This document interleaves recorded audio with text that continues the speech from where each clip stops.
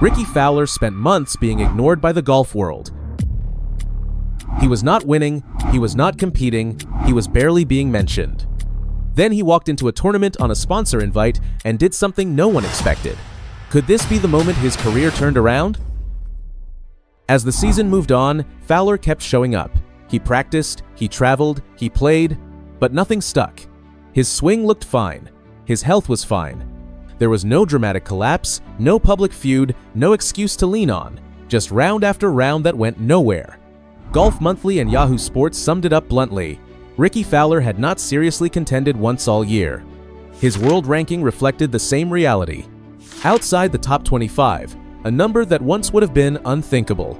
For the first time in more than a decade, his PGA Tour status felt fragile.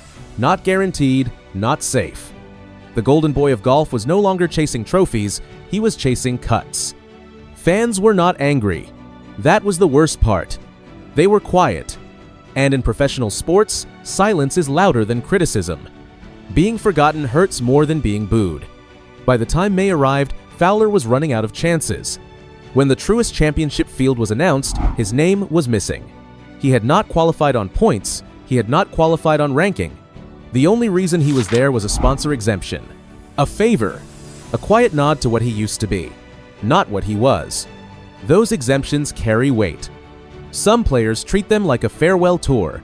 A final courtesy before the door closes. One last chance to be seen. For Rickie Fowler, it felt different. That invite was not a gift, it was a question. Do you still belong here? He heard the whispers. Analysts wondered why the spot was wasted. Reporters questioned whether nostalgia was clouding judgment. Fowler did not push back publicly. He did not defend himself online. He absorbed it. Later, he admitted something that surprised people. The negativity helped him. It did not crush him, it sharpened him. Because by the time Fowler arrived in Philadelphia, he understood exactly what was at stake. This was not about rankings or checks. It was about survival. The Truist Championship was played at the Philadelphia Cricket Club, a historic course with narrow fairways and demanding greens. It was not a place for tentative swings. Hesitation got punished quickly. The conditions were firm. The margins were thin. There was nowhere to hide. On paper, Fowler had every reason to struggle. Instead, something shifted. The opening holes were calm, controlled, no hero shots, no mistakes, just steady golf, pars that mattered. Then something familiar appeared. On the fourth hole, Fowler attacked and made birdie. On the fifth, another. On the sixth, another. 3 birdies in a row. Not rushed, not forced. Clean swings, confident reads, the kind of rhythm fans remembered but had not seen in years.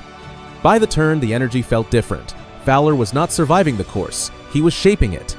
On the back nine, his focus sharpened even more. His body language changed. Less emotion, more intent. Every swing looked deliberate. Every putt had purpose.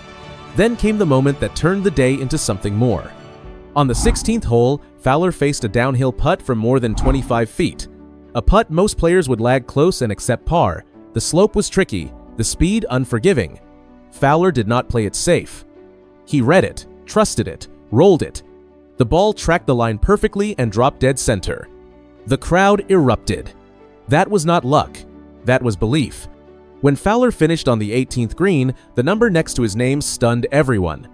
A 63. 7 under par.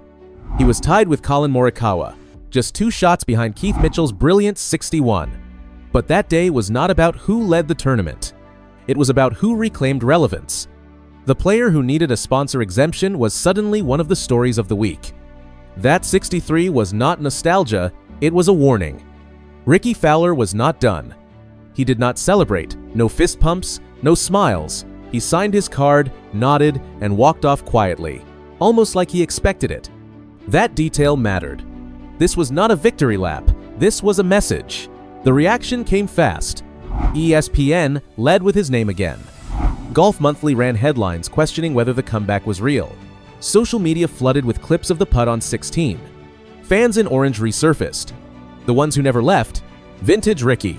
Golf is better with him. Chills watching this again. For the first time in years, Fowler was not being discussed in the past tense.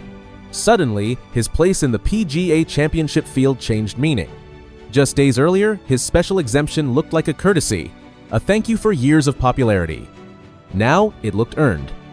The PGA Championship does not hand out spots lightly. When Fowler's name appeared on the list, it signaled belief, not sympathy, trust. And Fowler took that trust personally. He did not show up quietly. He showed up prepared. This was not a player clinging to reputation. This was a player swinging like every shot mattered. Because it did. By mid-season, something else became clear. This was not a one-round spike. His stats supported it. His putting inside 10 feet improved sharply. His scoring average dropped. His confidence returned. He was not rebuilding. He was returning. There is a difference. Rebuilding suggests starting over. Returning means remembering who you are. Fowler's body language told the story.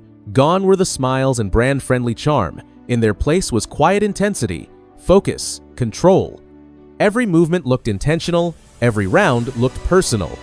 Golf in 2025 was fractured, divided by formats, tours, money, and noise. But Fowler's round cut through all of it. For one afternoon, the sport felt united again. Not around controversy, around belief. Stories like this stick because they feel human. A star falls, the crowd moves on, the spotlight dims. Then suddenly, when no one expects it, the fire returns. That 63 was not just a score, it was hope. Hope for fans who grew up watching him chase majors and close out tournaments on Sunday afternoons. Hope that talent does not simply vanish with time. Hope that experience still has value in a sport obsessed with youth and distance. Rickie Fowler did not win that week. There was no trophy lift, no final round roar, but he changed the story around his name. Sometimes the most important victories are not measured in trophies, but in belief. And belief had been missing for a long time. When a player fades quietly and then forces his way back into the conversation, it carries weight. Golf is not forgiving. Once momentum is lost, it rarely returns. Careers often end not with drama, but with silence. Fowler pushed back against that silence with one round that demanded attention. This was not a farewell tour, it was a reset. A reminder that careers do not always move in straight lines. Some bend, some stall, a few find a second wind when it matters most. Rising stars will always grab headlines. They bring excitement and promise, but returning legends bring something different. They bring perspective. They bring memory mixed with hunger. And in 2025, Rickie Fowler reminded everyone that he still belonged in that conversation. The man who had been written off was back in the headlines, not because of who he used to be, because of what he was doing again. His name was no longer tied to decline or disappointment. It was tied to performance. And if that round was only the beginning, then the rest of the season carried a quiet question, one that followed him from course to course. Was this just a spark, or was it the start of something bigger? Because when Rickie Fowler swings with confidence, the entire golf world pays attention. And this time, it does not feel temporary. It feels like the start of another chapter. And for the first time in years, that chapter feels wide open.